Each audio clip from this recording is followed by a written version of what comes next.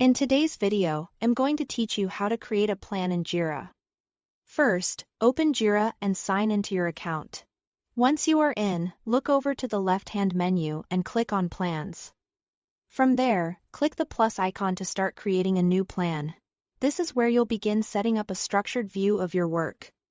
So it's a good idea to take a moment and be intentional with the options you choose. Next, give your plan a clear and descriptive name. A good name makes it much easier to recognize later, especially if you manage multiple products, teams, or projects. After naming it, choose the visibility setting that works best for you. If you want the plan to be available to everyone with access, select Open with no restrictions. If you only want the creator to view or edit it for now, choose Private.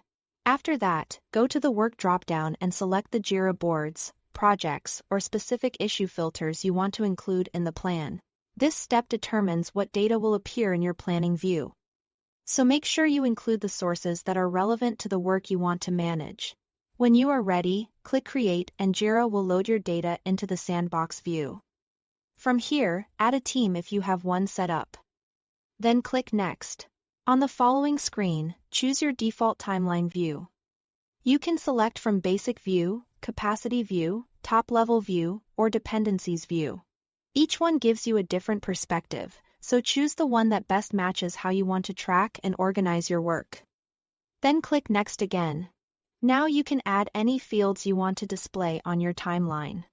This is useful if you want more visibility into details like status, assignee, or other project information. Once you've added the fields you need, click Next, and then click Finish to create your plan. After the plan is created, you can use the options on the right side to switch between Timeline View and List View. Timeline View gives you a visual Gantt-style chart with dependencies, while List View is better for inline editing and working with custom columns. If you open the Teams or Capacity View, you can define team capacities and sprints to check whether your workload is actually realistic. You can also manage dependencies by linking tasks directly on the timeline, which helps you spot roadblocks and identify dependency bottlenecks early. Under the timeline, you will see your work items and overall project progress. And this is also where you can create a work item or issue. One important thing to remember is that changes made in a plan stay in sandbox mode. They won't affect your live Jira boards until you open unsaved changes and save those changes. That's all to it. Thanks for watching.